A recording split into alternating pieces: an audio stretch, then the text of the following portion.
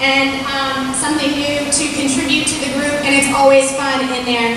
And so I just wanted to stand up here and give you a few announcements. First is that we do need volunteers in kids ministry. For those of you who don't know me, I'm the new kids pastor here, Jocelyn. Every single week, if you don't know me, you probably haven't seen me because I'm always in the kids' room every single Sunday morning. So I would love to get to meet you, love to get to know you, and I would love for you to serve alongside me in that room with those kids on Sunday mornings. But that's not just the only place we need it. We need volunteers in nursery as well. I love that part in the video. It's actually striking to me because it's like nobody's talking for the one moment and it's just a baby. And a baby can't speak for itself, right? But the babies still do need people to watch over them, and that's a huge area where we need help on Sunday mornings particularly. Is that a surprise? I'm Pastor Ray, and I was pastor here back in the dark ages. In fact, that was 1968 to 1980. You say, wow. I know I don't look that old, but that's okay. We're glad you're here today. Are you glad you're here? Good. Would you give the person beside you a pat on the back and say, I'm glad you're here today? Because we are. We welcome all of you to the service and are trusting the Lord. Well, I want to take you on a treasure hunt today. You ever been on one? I brought my metal detector with me. It's amazing what this thing will do. You can sweep it across, and it will tell you if what's beeping down there is a penny. Don't get too excited about a penny, do you? I know. Sweep again, looking for buried treasure. And, all of a sudden it makes a totally different sound, a really weird sound. And you look down and you discover, wow, it says there's gold down there. Well, then you get to digging, looking for that gold that's down there. Well, we want to look to the Bible today, as always. And I'm going to read to you a passage of Scripture from the Message. Gives it a whole different look or perspective. So give your attention to the screen and listen to God's Word. It says, don't hoard treasure down here, where it gets eaten by moths and corroded by rust, or worse, stolen by burglars. Stockpile treasure in heaven, where it's safe from moth and rust and burglars. It's obvious, isn't it? The place where your treasure is the place you will most want to be. And in there. Your eyes are windows into your body. If you open your eyes wide in wonder and belief, your body fills up with light. If you live squinty-eyed in greed and distrust, your body is a dark cellar, a dank cellar. If you pull the blinds on your windows, what a dark life you will have. You can't, let me repeat it, you can't worship two gods at once. Loving one God, you'll end up hating the other. Adoration of one feeds contempt for the other. You can't worship God and money both. Well, we continue our journey today as Pastor Josh has been leading us with the Sermon on the Mount. Probably one of the greatest sermons for sure ever preached. And chapter 6, the focus is on learning to have the right kind of relationship. And 11 times, count them, 11 times in chapter 6, the discussion that Jesus takes us on is a relationship to the Father. So it must be important. In this section that Pastor Josh has utilized the fact that it's a manifesto on living and life, Jesus leads us to deal with two temptations and distractions from the kingdom. They're a snare, they're a trap. And so what are they? First, as we've been dealing with, and Pastor Josh has for the last several weeks, the snare is seeking earthly praise. Now, we all like to be appreciated. I do. Do you? Sure we do. It's one thing to appreciate appreciation, but it's another going around and saying, well, wow, look at me. You really ought to praise me because of who I am or what I've done or what I've accomplished. And so the Lord says, that's a distraction. And we learned about our prayer life, about fasting and other things that we've listened in this sermon. But the other distraction or temptation is storing earthly treasure. Well, it's important that we understand this. You see, Jesus wants to give us a contrast between what's here on earth and what is laid up in heaven. It's a different perspective. It's a different outlook. It's a different focus. That's for sure. You see, the earthly says, I have wealth for you.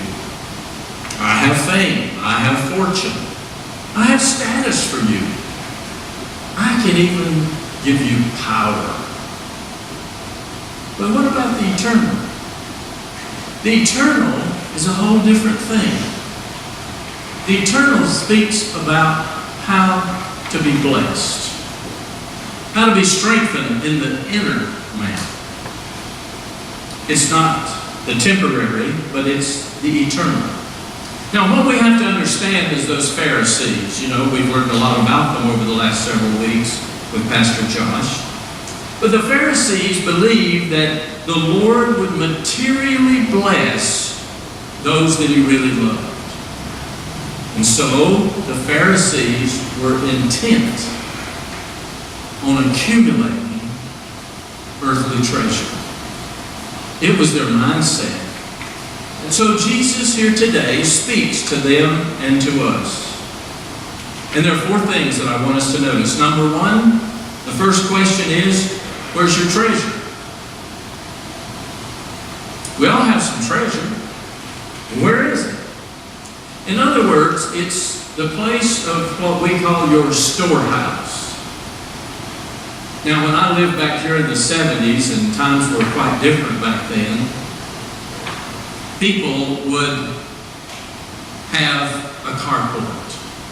Now, a carport is basically just a little roof, some posts, and you would keep your car under. And then as time went on, and I guess we became a little more affluent and exposed to a little more of the outside world than what some may have grown up here with, they built a garage. Basically, one car garage. But it wasn't long until there were 2-car garages. And then 3-car garages began to appear. And 4. And the strange thing is we can't even park our car inside because there's a stockpile in there. There are other things. And notice, I don't know if you have, how many of these storage units there are around. Maybe you've had one or have one now. In fact, they're so popular that going down this road, Ebenezer Road, on the left, there are signs out they're going to build some more storage units. And if you go past the convenience center, I call it the dump. If you go past the convenience center, there's a sign and they're building some more storage units. So, where is your treasure? Where is your storehouse located? The Bible says here in this passage of Scripture that we're all creating a stockpile. So let's compare them. The earthly with the heavenly, or eternal. Now you see, the thing about earthly treasures is they're so visible. You know, I've got a watch. It's an Apple Watch. And it's very visible. I can see it. We can see our cars. We can see our houses. We can see our clothes. We go into our closet and there they are. They're very visible. We can touch it. We can touch our earthly treasures. We can handle them. They're around us. But the Bible tells us they're all temporary. They won't last. And so, what do? You know, the old saying used to be, the one that has the most toys is the one who wins. But that's not the Bible perspective. It's not about the earthly things that we accumulate and that we have and that are there for us to enjoy. You know, most of us are looking for some of those. And they're not necessarily wrong or evil, but the Bible wants to impress upon us that when we get excessive with these things, there's a problem. And you see, we're influenced. I don't know about you, but we're easily influenced about what others have. We see they have something nice, and we think, wow, maybe that would be nice for me as well. Here in this translation called The Message, it uses the word hoarding. Maybe you've seen that television program, Hoarders. And we say to ourselves, oh no, that's not me. That is not me.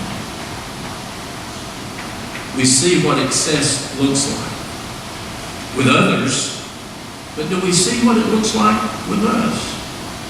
Timothy says this in chapter 6, for the love of money is a root of all kinds of evil. Doesn't say the money is evil, it says it brings a root that springs up in us that can create evil for us. It goes on to say, some people eager for money have, listen to this, wandered from the faith. You see, it's easy to get distracted, isn't it? It's easy to feel the pull of the earthly, the material, because it's attractive. The Bible goes on to say, not only have they wandered from the faith, but they pierced themselves with grief. You see, the earthly is very insecure. You can lose it in a moment. We had a tragedy this week here in our community. Some of you know about it. Others of you who don't live close by may have not heard. But there is a lovely, well, not in appearance, a restaurant over here called Mountain View Seafood and Steakhouse. They honestly have some of the best food in the county.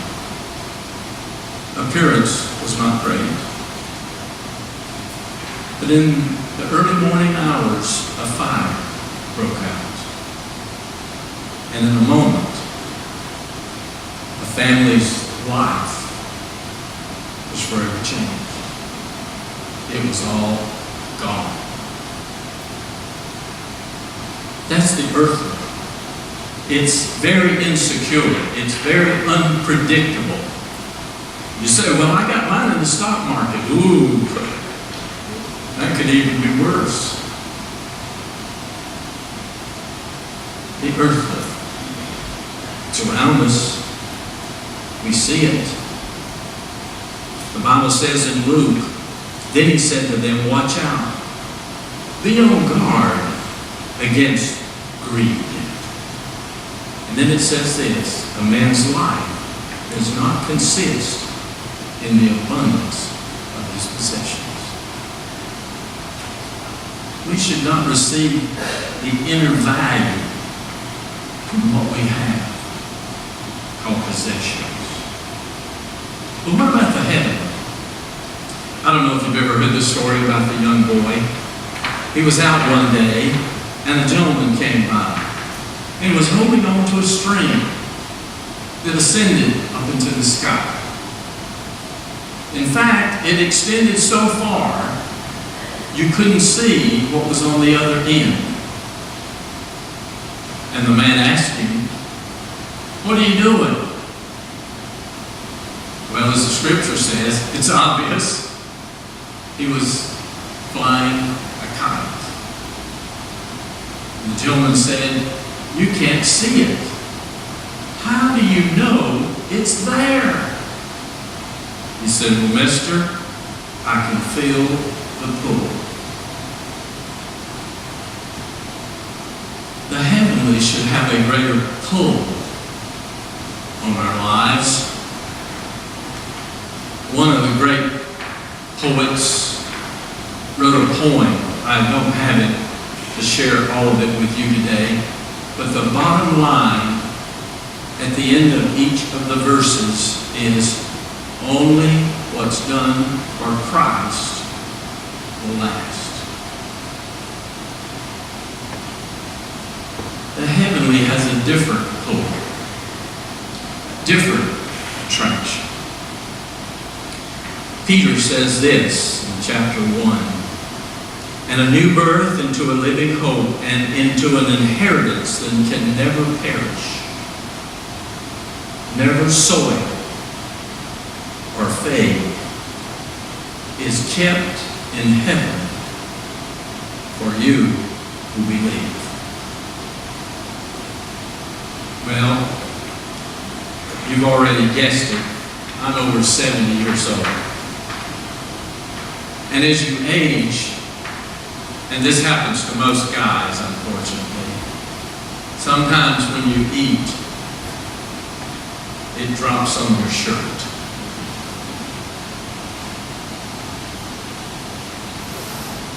And my wife has said to me many times, "You ruined another good shirt. It's so soiled, I can't get the stain out."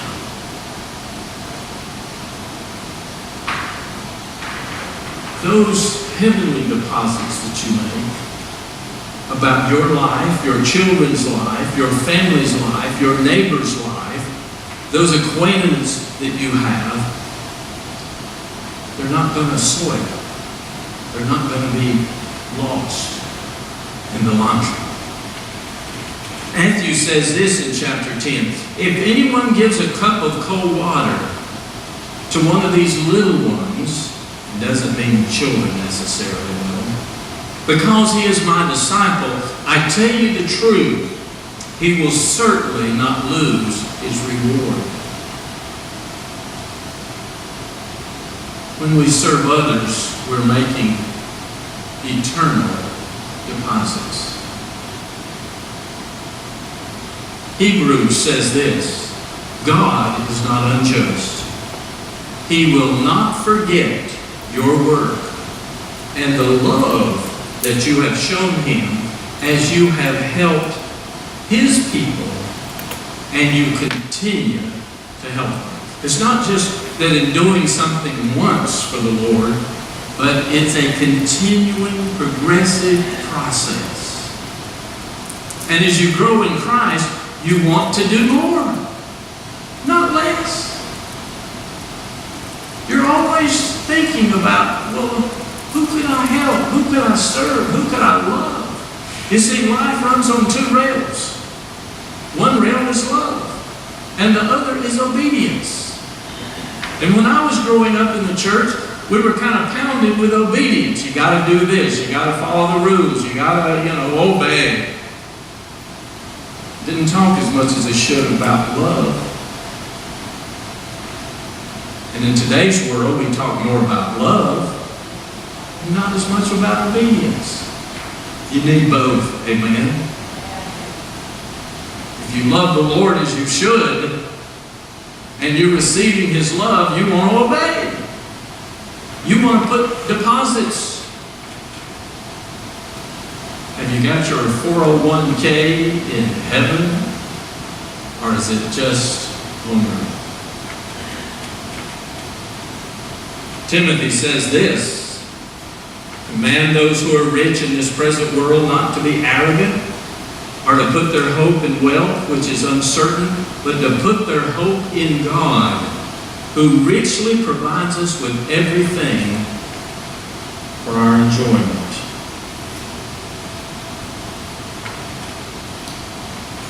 There was a man in North Carolina, and he was a rock hound.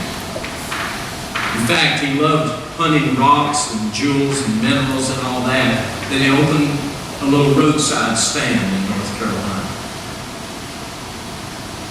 And he would sell to those who would stop by. He never had a great amount of wealth or money. In fact, business was never that great. In fact, he would have to supplement his income by cutting wood and selling it. But one day, on a treasure hunt, a rock hound hunt, he found what he described as, being a southerner, a pretty big blue rock. And he said, it looked special. And he would try to sell it when people would come by, and no avail. In fact, he said, I wanted $500 for it, but said if somebody had come by, I'd have taken a lot less. One day, and he would store it under his bed or in his closet, but one day a man came by. A man who was a gemologist, who knew a lot more than what he did. And he saw it. And he said, do you know what you're looking at? He said, well, that's a pretty big blue rock. Well, what he had was called today the Star of David, the largest blue sapphire ever discovered, worth $2.75 million. And he would have taken a lot less than the $500 he thought it might be worth. Here's a question for you. Do you know what true riches really look like?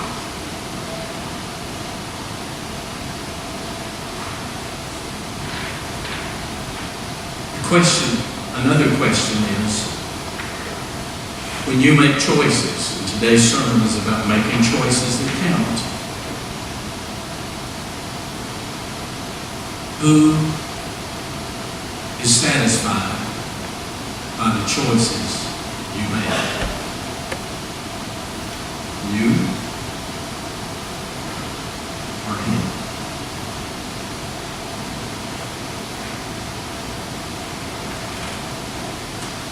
The second thing that I want you to notice up on the screen is what's your focus.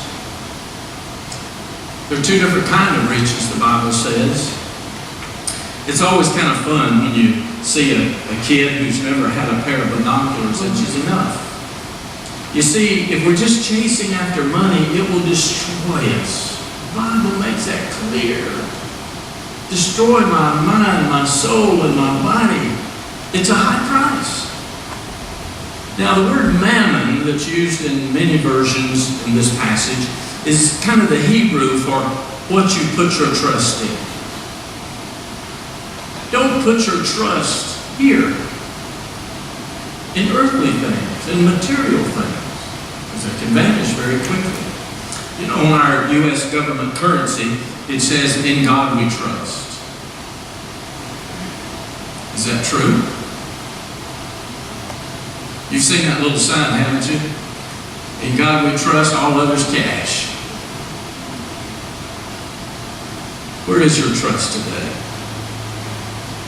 You see, if it's in earthly things, it's in fluctuation. The Bible says in Matthew 16, what good will it be for a man if he gains the whole world and forfeits eternity, his soul? Or what can we give in exchange for our soul? You see, for 8 years, Sue and I, my wife back here, we lived in Canada.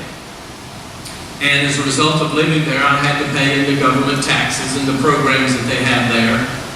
And they tell you that health care is free, but it's not. I mean, by the time you pay $4 a gallon for gas, and about half of that's taxes, and by the time you pay your income tax and your local tax and your provincial tax and your national tax and all these things and Social Security tax and all that, it's a whopper. But fortunately enough, I get a small pension check from Canada. And it comes in Canadian dollars. But when it crosses the border, it has to undergo an exchange. And it shrinks about 40% or more some months. I'm thankful for it. But an exchange. What will a man give in exchange for his soul? What about the heaven or the kingdom focus? Reminds me of a story that I read about with Arnold Palmer, one of the great golfers of all time. He was playing in the Masters tournament. He was on the 18th hole. He had a one-stroke lead. He was going to win the coveted Masters, the green jacket. He had shot an awesome tee shot. All he needed now was a short chip shot up to the green and a one-putter, and he was going to win the Masters. As he was approaching his ball, getting ready, and he walked up to it, out of the corner of his eye, he spotted a friend that he had not seen in so long, a special friend. And the friend motioned for him to come over. And so he walked over to him. They shook hands. He patted him on the back, says, "You got it in the bag. Congratulations." He went back over and he took a shot and he muffed it. He took another shot and he muffed it. He lost the Masters. They asked him about it, and he said, "That was 30 years ago." And he said, "The reason that I lost it is I lost focus." And he said, "That was 30 years ago. I learned my lesson, and I never let that happen to me again." Maybe you're in this room today and you've somewhat lost focus. If you have, learn the lesson. Find a new path, a new focus, a heavenly one. What is the most valuable thing to you? Well, we certainly should value God. We just sang about how awesome He was this morning. Amen? How mighty, how powerful, how consuming He is for us. What about our family? Does our family see us putting treasures in heaven? The example that we lay before them each day, week, and month? What about others? I look at others and I wonder, what do they value? You see, the things that are invested in heaven have no decay, no temptation, no thieves. No one can touch them. They are as secure as eternity. The Bible teaches us that before the foundation of the earth was ever laid, God had a plan. And He had you in focus. To love and forgive you. You see, spiritual investments have to do with love, forgiveness, grace, understanding others. Do you give people some slack? Or do you hold them to a firm commitment? You see, the Bible says He will supply every need if we'll allow Him to. The third thing that I want you to notice is, who's your master? Where's your citizenship today? You see, there are two kinds of masters. The Bible asks us, who do you love? Who do you favor? I grew up in a family of four children. My brother, one, and my sisters, two, all felt like that I was the favorite child. That was kind of fun. They're all much older than me. My oldest sister was 15 years older. My next sister was 12 years older. My brother was 10 years older. They said I got a lot of slack. I got to do things they never got to do. Well, I don't think that my parents really showed me favoritism, but if that's what others thought, that's okay with me. But you see, it's who do you favor? Who do you love? Now the comparison is it self or is it the Savior? You've met people who are stuck on themselves, haven't you? We all think self's pretty important. And we shouldn't put down ourselves, because God doesn't. But the Bible says in this 19th verse of the scripture today, do not store up for yourself. Boy. You see, selfishness is always synonymous with being sinful. So who's your master? What about the master of the Savior, God himself? 20th verse, followed right up by that, says, but store up for yourself treasures in heaven. Now on my metal detector, as I told you, there's a button called discriminate. Discriminate. What's real treasure look like? You see, I can set my metal detector so it will not pick up pull tabs, bottle caps, iron, nails. It's all called trash on the metal detector. It's only searching for things that are valuable. You can set this so it will discriminate and it will not listen to anything but G-O-L-D. Gold. You see, the discriminator is down in the heart. It is able to say to you, that's trash. That's treasure. You see, how does God just help us to discriminate? Right here. Why? Helps us to know what's real treasure, what's highly valued and favored. Not only the Bible, but what we're doing here now. I commend you for being in church today. The majority of people are not here. When you drove here, you saw them out doing whatever they wanted to do today. They made a discrimination, a determination. They made a choice like you did. Now some may be sick. We certainly can understand why they're not here, or in a hospital, or in a facility where they couldn't come. But for those who could have, they made a willful choice. Not only is the Bible, not only does worship help us to know how to discriminate, but the wonderful third person of the Trinity, the Holy Spirit. He's the beeper.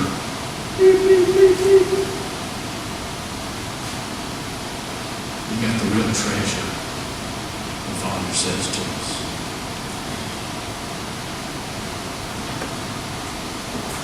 It's a wonderful thing.